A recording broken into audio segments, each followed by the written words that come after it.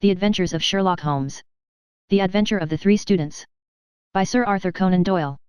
It was in the year 95 that a combination of events, into which I need not enter, caused Mr. Sherlock Holmes and myself to spend some weeks in one of our great university towns, and it was during this time that the small but instructive adventure which I am about to relate befell us. It will be obvious that any details which would help the reader to exactly identify the college or the criminal would be injudicious and offensive. So painful a scandal may well be allowed to die out. With due discretion the incident itself may, however, be described, since it serves to illustrate some of those qualities for which my friend was remarkable. I will endeavor, in my statement, to avoid such terms as would serve to limit the events to any particular place, or give a clue as to the people concerned. We were residing at the time in furnished lodgings close to a library where Sherlock Holmes was pursuing some laborious researches in early English charters, researches which led to results so striking that they may be the subject of one of my future narratives. Here it was that one evening we received a visit from an acquaintance, Mr. Hilton Soames, tutor and lecturer at the College of St. Luke's. Mr. Soames was a tall, spare man, of a nervous and excitable temperament. I had always known him to be restless in his manner, but on this particular occasion he was in such a state of uncontrollable agitation that it was clear something very unusual had occurred. "I trust, Mr. Holmes, that you can spare me a few hours of your valuable time. We have had a very painful incident at St. Luke's, and really, but for the happy chance of your being in town, I should have been at a loss what to do. I am very busy just now, and I desire no distractions," my friend answered. "I should much prefer that you called in the aid of the police." No, my dear sir, such a course is utterly impossible. When once the law is evoked it cannot be stayed again, and this is just one of those cases where, for the credit of the college, it is most essential to avoid scandal. Your discretion is as well known as your powers, and you are the one man in the world who can help me. I beg you, Mr. Holmes, to do what you can." My friend's temper had not improved since he had been deprived of the congenial surroundings of Baker Street. Without his scrapbooks, his chemicals, and his homely untidiness, he was an uncomfortable man. He shrugged his shoulders in ungracious acquiescence, while our visitor in hurried words and with much excitable gesticulation poured forth his story. "I must explain to you, Mr. Holmes, that tomorrow is the first day of the examination for the Fortescue Scholarship. I am one of the examiners. My subject is Greek, and the first of the papers consists of a large passage of Greek translation which the candidate has not seen.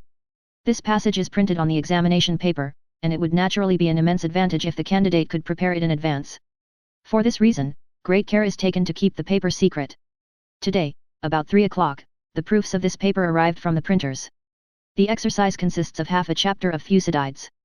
I had to read it over carefully, as the text must be absolutely correct. At 4:30 my task was not yet completed. I had, however, promised to take tea in a friend's rooms, so I left the proof upon my desk. I was absent rather more than an hour. You are aware, Mr. Holmes, that our college doors are double, a green baize one within and a heavy oak one without.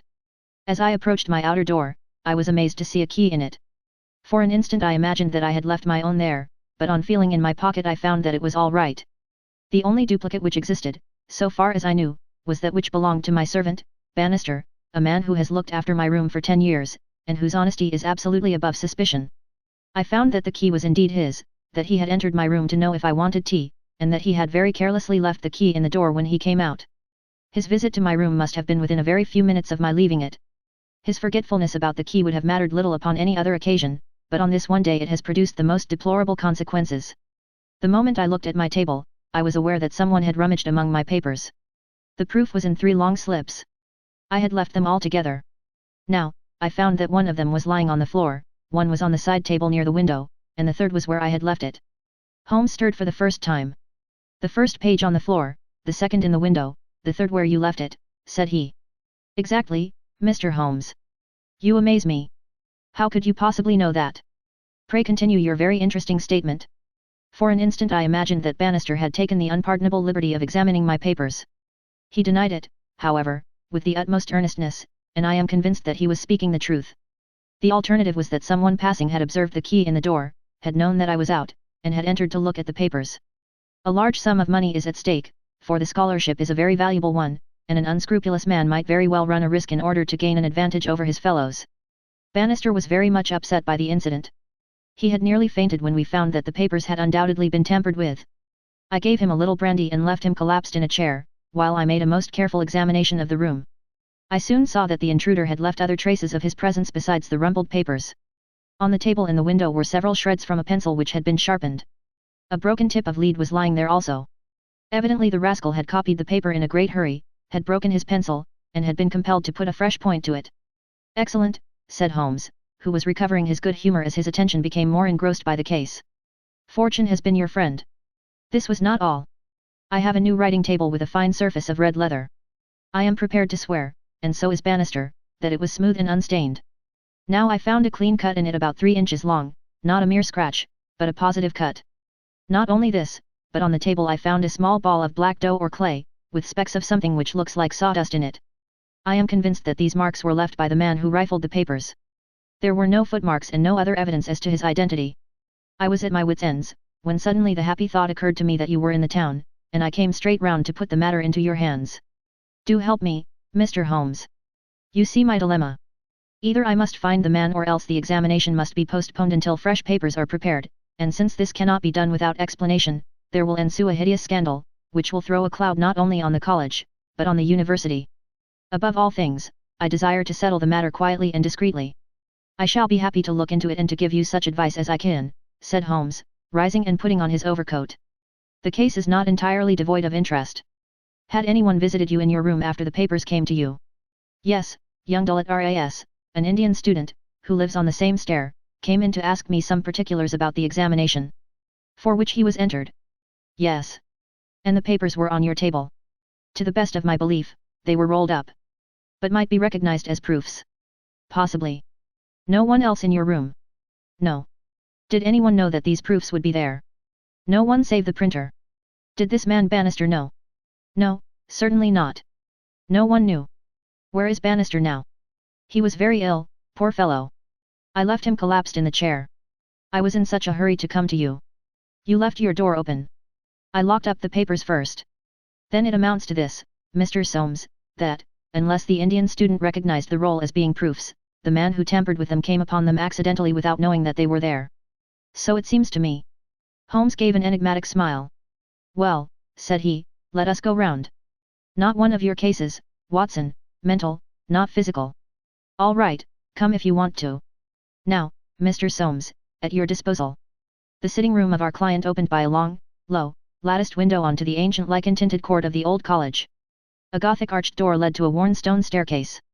On the ground floor was the tutor's room. Above were 3 students, one on each story. It was already twilight when we reached the scene of our problem. Holmes halted and looked earnestly at the window. Then he approached it, and, standing on tiptoe with his neck craned, he looked into the room. He must have entered through the door. There is no opening except the one pane, said our learned guide. Dear me! Said Holmes, and he smiled in a singular way as he glanced at our companion. Well, if there is nothing to be learned here, we had best go inside. The lecturer unlocked the outer door and ushered us into his room. We stood at the entrance while Holmes made an examination of the carpet. I am afraid there are no signs here, said he. One could hardly hope for any upon so dry a day. Your servant seems to have quite recovered. You left him in a chair, you say? Which chair? By the window there. I see. Near this little table. You can come in now. I have finished with the carpet. Let us take the little table first. Of course, what has happened is very clear. The man entered and took the papers, sheet by sheet, from the central table. He carried them over to the window table, because from there he could see if you came across the courtyard, and so could effect an escape. As a matter of fact he could not, said Soames, for I entered by the side door. Ah, that's good. Well, anyhow, that was in his mind. Let me see the 3 strips. No finger impressions, no. Well, he carried over this one first, and he copied it. How long would it take him to do that, using every possible contraction? A quarter of an hour, not less. Then he tossed it down and seized the next. He was in the midst of that when your return caused him to make a very hurried retreat, very hurried, since he had not time to replace the papers which would tell you that he had been there. You were not aware of any hurrying feet on the stair as you entered the outer door? No, I can't say I was. Well, he wrote so furiously that he broke his pencil, and had, as you observe, to sharpen it again. This is of interest, Watson. The pencil was not an ordinary one. It was above the usual size, with a soft lead, the outer color was dark blue, the maker's name was printed in silver lettering, and the piece remaining is only about 1.5 inches long. Look for such a pencil, Mr. Soames, and you have got your man. When I add that he possesses a large and very blunt knife, you have an additional aid. Mr. Soames was somewhat overwhelmed by this flood of information. I can follow the other points, said he, but really, in this matter of the length. Holmes held out a small chip with the letters NN and a space of clear wood after them. You see? No, I fear that even now. Watson, I have always done you an injustice. There are others. What could this NN be? It is at the end of a word. You are aware that Johann Faber is the most common maker's name. Is it not clear that there is just as much of the pencil left as usually follows the Johann? He held the small table sideways to the electric light. I was hoping that if the paper on which he wrote was thin, some trace of it might come through upon this polished surface. No, I see nothing.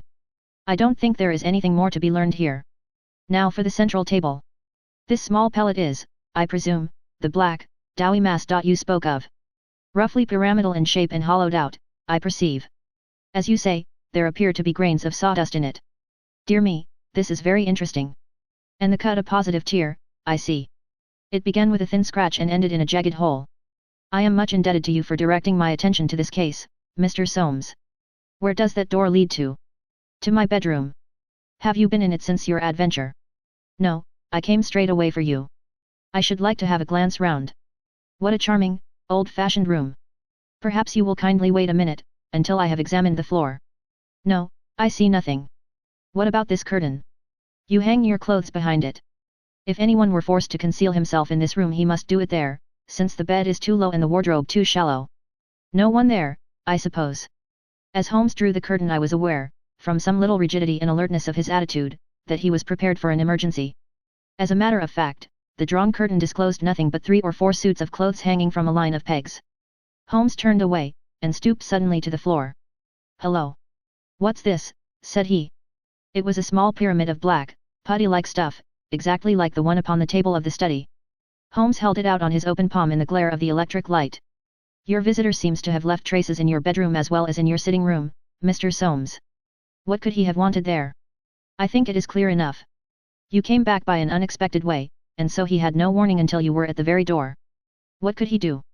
He caught up everything which would betray him, and he rushed into your bedroom to conceal himself. Good gracious, Mr. Holmes, do you mean to tell me that, all the time I was talking to Bannister in this room, we had the man prisoner if we had only known it? So I read it. Surely there is another alternative, Mr. Holmes. I don't know whether you observed my bedroom window. Lattice-paned, lead framework, 3 separate windows, one swinging on hinge, and large enough to admit a man. Exactly. And it looks out on an angle of the courtyard so as to be partly invisible. The man might have effected his entrance there, left traces as he passed through the bedroom, and finally, finding the door open, have escaped that way. Holmes shook his head impatiently. Let us be practical, said he. I understand you to say that there are 3 students who use this stair, and are in the habit of passing your door. Yes, there are. And they are all in for this examination. Yes.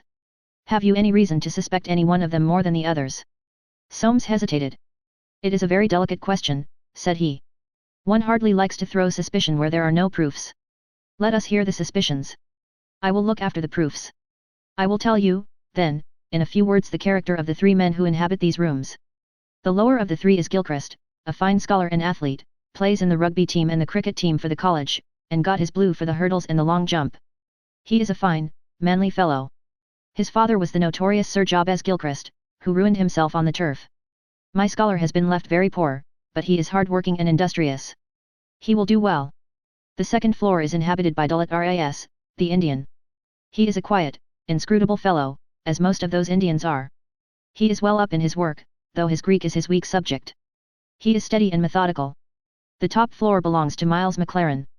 He is a brilliant fellow when he chooses to work, one of the brightest intellects of the university, but he is wayward, dissipated, and unprincipled. He was nearly expelled over a card scandal in his first year. He has been idling all this term, and he must look forward with dread to the examination. Then it is he whom you suspect. I dare not go so far as that. But, of the 3, he is perhaps the least unlikely. Exactly. Now, Mr. Soames, let us have a look at your servant, Bannister.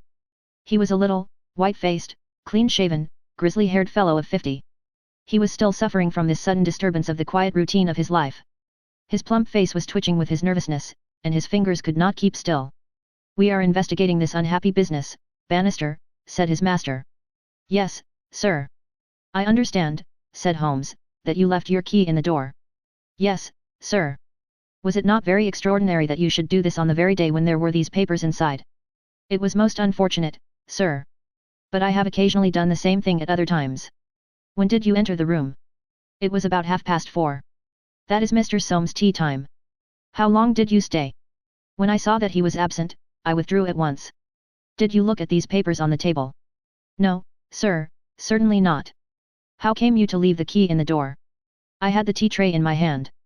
I thought I would come back for the key. Then I forgot. Has the outer door a spring lock? No, sir. Then it was open all the time. Yes, sir. Anyone in the room could get out. Yes, sir. When Mr. Soames returned and called for you, you were very much disturbed. Yes, sir. Such a thing has never happened during the many years that I have been here. I nearly fainted, sir. So I understand. Where were you when you began to feel bad? Where was I, sir? Why, here, near the door. That is singular, because you sat down in that chair over yonder near the corner. Why did you pass these other chairs? I don't know, sir, it didn't matter to me where I Saturday. I really don't think he knew much about it, Mr. Holmes. He was looking very bad, quite ghastly. You stayed here when your master left. Only for a minute or so. Then I locked the door and went to my room. Whom do you suspect? Oh, I would not venture to say, sir.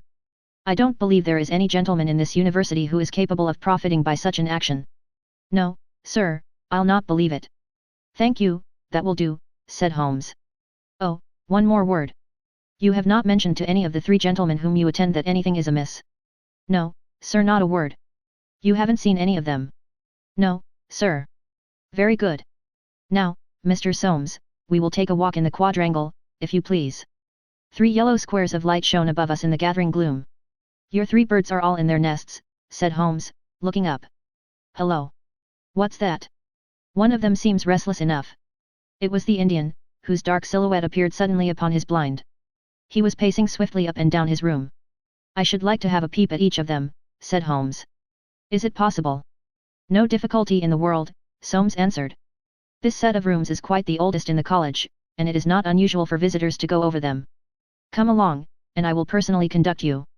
No names, please, said Holmes, as we knocked at Gilchrist's door. A tall, flaxen-haired, slim young fellow opened it, and made us welcome when he understood our errand. There were some really curious pieces of medieval domestic architecture within. Holmes was so charmed with one of them that he insisted on drawing it in his notebook, broke his pencil, had to borrow one from our host, and finally borrowed a knife to sharpen his own. The same curious accident happened to him in the rooms of the Indian, a silent, little, hook-nosed fellow, who eyed us askance, and was obviously glad when Holmes' architectural studies had come to an end. I could not see that in either case Holmes had come upon the clue for which he was searching. Only at the third did our visit prove abortive. The outer door would not open to our knock, and nothing more substantial than a torrent of bad language came from behind it. I don't care who you are. You can go to blazes, roared the angry voice. Tomorrow's the exam, and I won't be drawn by anyone. A rude fellow, said our guide, flushing with anger as we withdrew down the stair. Of course, he did not realize that it was I who was knocking, but nonetheless his conduct was very uncourteous, and, indeed, under the circumstances rather suspicious. Holmes' response was a curious one. Can you tell me his exact height? He asked. Really, Mr. Holmes, I cannot undertake to say. He is taller than the Indian, not so tall as Gilchrist. I suppose 5'6" would be about it. That is very important, said Holmes. And now, Mr. Soames, I wish you good night. Our guide cried aloud in his astonishment and dismay. Good gracious, Mr. Holmes, you are surely not going to leave me in this abrupt fashion. You don't seem to realize the position. Tomorrow is the examination. I must take some definite action tonight. I cannot allow the examination to be held if one of the papers has been tampered with. The situation must be faced. You must leave it as it is. I shall drop round early tomorrow morning, and chat the matter over. It is possible that I may be in a position then to indicate some course of action. Meanwhile, you change nothing, nothing at all. 3 yellow squares of light shone above us in the gathering gloom. Very good, Mr. Holmes. You can be perfectly easy in your mind. We shall certainly find some way out of your difficulties. I will take the black clay with me, also the pencil cuttings. Goodbye. When we were out in the darkness of the quadrangle, we again looked up at the windows. The Indian still paced his room. The others were invisible. Well, Watson, what do you think of it? Holmes asked, as we came out into the main street. Quite a little parlour game, sort of 3-card trick, is it not? There are your 3 men. It must be one of them. You take your choice. Which is yours? The foul-mouthed fellow at the top. He is the one with the worst record. And yet that Indian was a sly fellow also. Why should he be pacing his room all the time? There is nothing in that. Many men do it when they are trying to learn anything by heart. He looked at us in a queer way. So would you, if a flock of strangers came in on you when you were preparing for an examination next day, and every moment was of value. No, I see nothing in that. Pencils, too, and knives, all was satisfactory. But that fellow does puzzle me. Who? Why, Bannister, the servant. What's his game in the matter? He impressed me as being a perfectly honest man. So he did me. That's the puzzling part. Why should a perfectly honest man, well, here's a large stationer's. We shall begin our researches here. There were only 4 stationers of any consequence in the town, and at each Holmes produced his pencil chips, and bid high for a duplicate. All were agreed that one could be ordered, but that it was not a usual size of pencil, and that it was seldom kept in stock. My friend did not appear to be depressed by his failure, but shrugged his shoulders in half-humorous resignation. No good, my dear Watson. This, the best and only final clue, has run to nothing. But, indeed, I have little doubt that we can build up a sufficient case without it. By Jove! My dear fellow, it is nearly 9, and the landlady babbled of green peas at 7:30. What with your eternal tobacco, Watson, and your irregularity at meals, I expect that you will get notice to quit, and that I shall share your downfall, not, however, before we have solved the problem of the nervous tutor, the careless servant, and the 3 enterprising students. Holmes made no further allusion to the matter that day, though he sat lost in thought for a long time after our belated dinner. At 8 in the morning, he came into my room just as I finished my toilet. Well, Watson, said he, it is time we went down to St. Luke's. Can you do without breakfast? Certainly. Soames will be in a dreadful fidget until we are able to tell him something positive. Have you anything positive to tell him? I think so. You have formed a conclusion. Yes, my dear Watson, I have solved the mystery. But what fresh evidence could you have got? Aha! It is not for nothing that I have turned myself out of bed at the untimely hour of 6. I have put in 2 hours hard work and covered at least 5 miles, with something to show for it. Look at that. He held out his hand. On the palm were 3 little pyramids of black, doughy clay. Why, Holmes, you had only 2 yesterday. And 1 more this morning. It is a fair argument that wherever number 3 came from is also the source of NOS 1 and 2. Watson? Well, come along and put friend Soames out of his pain. The unfortunate tutor was certainly in a state of pitiable agitation when we found him in his chambers. In a few hours the examination would commence, and he was still in the dilemma between making the facts public and allowing the culprit to compete for the valuable scholarship. He could hardly stand still, so great was his mental agitation, and he ran towards Holmes with 2 eager hands outstretched. Thank heaven, that you have come. I feared that you had given it up in despair. What am I to do? Shall the examination proceed? Yes, let it proceed, by all means. But this rascal. He shall not compete. You know him. I think so. If this matter is not to become public, we must give ourselves certain powers, and resolve ourselves into a small private court-martial. You there, if you please, Soames. Watson, you here. I'll take the armchair in the middle. I think that we are now sufficiently imposing to strike terror into a guilty breast. Kindly ring the bell. Bannister entered, and shrank back in evident surprise and fear at our judicial appearance. You will kindly close the door, said Holmes. Now, Bannister, will you please tell us the truth about yesterday's incident? The man turned white to the roots of his hair. I have told you everything, sir. Nothing to add. Nothing at all, sir. Well, then, I must make some suggestions to you. When you sat down on that chair yesterday, did you do so in order to conceal some object which would have shown who had been in the room? Bannister's face was ghastly. No, sir, certainly not. It is only a suggestion, said Holmes, suavely.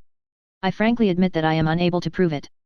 But it seems probable enough, since the moment that Mr. Soames' back was turned, you released the man who was hiding in that bedroom. Bannister licked his dry lips. There was no man, sir. Ah, that's a pity, Bannister. Up to now you may have spoken the truth, but now I know that you have lied. The man's face set in sullen defiance. There was no man, sir. Come, Bannister. No, sir, there was no one. In that case, you can give us no further information. Would you please remain in the room? Stand over there near the bedroom door. Now, Soames, I am going to ask you to have the great kindness to go up to the room of young Gilchrist, and to ask him to step down into yours. An instant later the tutor returned, bringing with him the student. He was a fine figure of a man, tall, lithe, and agile, with a springy step and a pleasant, open face. His troubled blue eyes glanced at each of us, and finally rested with an expression of blank dismay upon Bannister in the farther corner. "Just close the door," said Holmes. "Now, Mr. Gilchrist, we are all quite alone here, and no one need ever know one word of what passes between us. We can be perfectly frank with each other. We want to know, Mr. Gilchrist, how you, an honorable man, ever came to commit such an action as that of yesterday." The unfortunate young man staggered back, and cast a look full of horror and reproach at Bannister. "No, no, Mr. Gilchrist, sir, I never said a word, never one word," cried the servant. "No, but you have now," said Holmes. "Now, sir, you must see that after Bannister's words your position is hopeless, and that your only chance lies in a frank confession."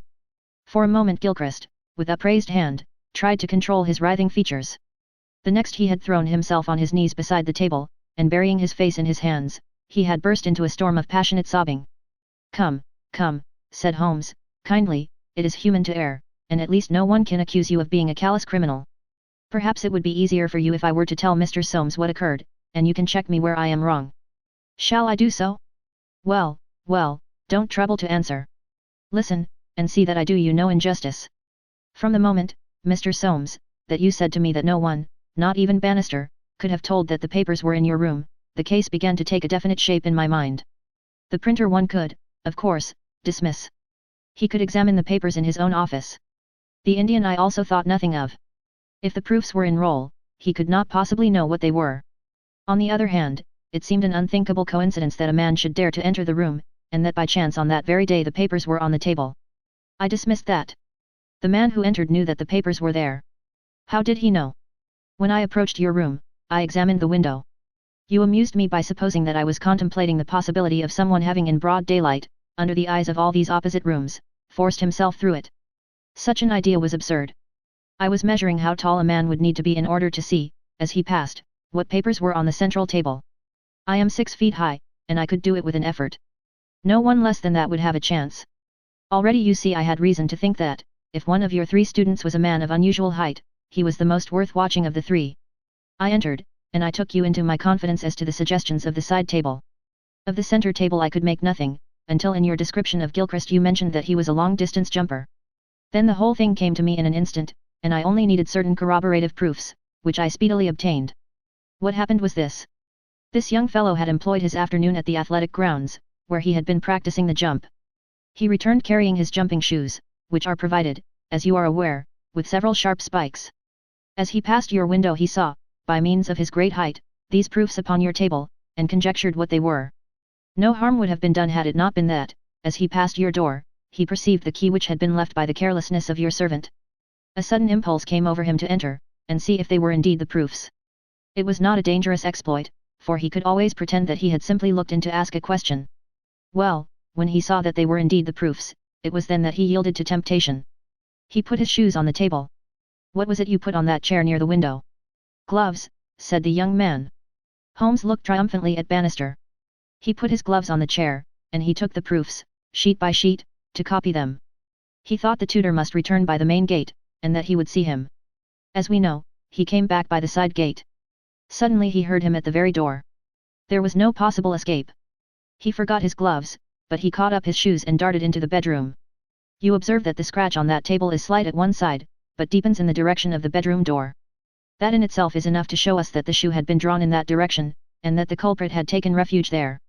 The earth round the spike had been left on the table, and a second sample was loosened and fell in the bedroom. I may add that I walked out to the athletic grounds this morning, saw that tenacious black clay is used in the jumping pit, and carried away a specimen of it, together with some of the fine tan or sawdust which is strewn over it to prevent the athlete from slipping. Have I told the truth, Mr. Gilchrist? The student had drawn himself erect. Yes, sir, it is true, said he. Good heavens, have you nothing to add? Cried Soames. Yes, sir, I have, but the shock of this disgraceful exposure has bewildered me. I have a letter here, Mr. Soames, which I wrote to you early this morning in the middle of a restless night. It was before I knew that my sin had found me out. Here it is, sir. You will see that I have said, I have determined not to go in for the examination. I have been offered a commission in the Rhodesian police, and I am going out to South Africa at once. I am indeed pleased to hear that you did not intend to profit by your unfair advantage, said Soames. But why did you change your purpose? Gilchrist pointed to Bannister. There is the man who set me in the right path, said he. Come now, Bannister, said Holmes. It will be clear to you, from what I have said, that only you could have let this young man out, since you were left in the room, and must have locked the door when you went out. As to his escaping by that window, it was incredible. Can you not clear up the last point in this mystery, and tell us the reasons for your action? It was simple enough, sir, if you only had known, but, with all your cleverness, it was impossible that you could know. Time was, sir, when I was butler to old Sir Jabez Gilchrist, this young gentleman's father. When he was ruined I came to the college as servant, but I never forgot my old employer because he was down in the world. I watched his son all I could for the sake of the old days. Well, sir, when I came into this room yesterday, when the alarm was given, the very first thing I saw was Mr. Gilchrist's tan gloves lying in that chair. I knew those gloves well, and I understood their message. If Mr. Soames saw them, the game was up. I flopped down into that chair, and nothing would budge me until Mr. Soames he went for you. Then out came my poor young master, whom I had dandled on my knee, and confessed it all to me. Wasn't it natural, sir, that I should save him, and wasn't it natural also that I should try to speak to him as his dead father would have done, and make him understand that he could not profit by such a deed? Could you blame me, sir? No, indeed, said Holmes, heartily, springing to his feet. Well, Soames, I think we have cleared your little problem up, and our breakfast awaits us at home. Come, Watson. As to you, sir, I trust that a bright future awaits you in Rhodesia. For once you have fallen low. Let us see, in the future, how high you can rise.